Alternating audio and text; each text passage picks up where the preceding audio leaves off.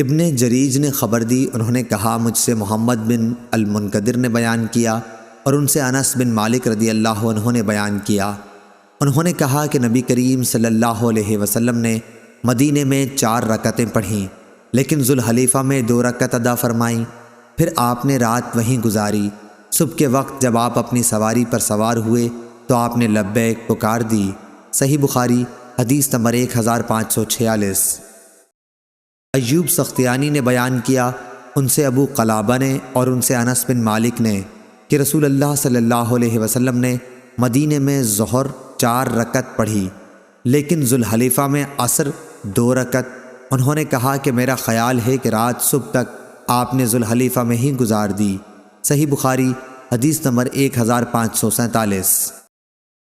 حماد بن زید نے بیان کیا، ان سے ابو ایوب نے، ان سے ابو قلابہ نے اور ان سے انس بن مالک نے کہ نبی کریم صلی اللہ علیہ وسلم نے ظہر مدینہ منورہ میں 4 رکعت پڑھی، لیکن نماز عصر ذوالحلیفہ میں 2 رکعت پڑھی۔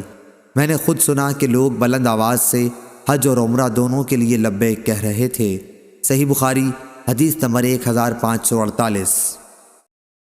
امام مالک نے خبر دی، انہیں نافع نے اور انہیں عبداللہ بن عمر رضی اللہ عنہ نے کہ رسول اللہ صلی اللہ علیہ وسلم کا تلبیہ یہ تھا، حاضر ہوں اے اللہ، حاضر ہوں میں، تیرا کوئی شریک نہیں، حاضر ہوں، تمام حمد تیرے ہی لیے ہے اور تمام نعمتیں تیری ہی طرف سے ہیں، ملک تیرا ہی ہے، تیرا کوئی شریک نہیں ہے۔ صحیح بخاری حدیث نمبر 1549۔ سفیان ثوری نے اعمش سے بیان کیا، ان سے عمارہ نے، ان سے ابو عطیہ نے اور ان سے عائشہ رضی اللہ عنہا نے کہ میں جانتی ہوں کہ کس طرح نبی کریم صلی اللہ علیہ وسلم تلبیہ کہتے تھے۔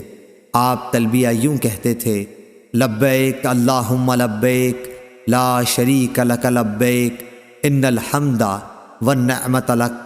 ترجمہ گزر چکا ہے۔ اس کی مطابقت سفیان ثوری کی طرح ابو معاویہ نے اعمش سے بھی کی ہے۔ صحیح بخاری حدیث نمبر 1550۔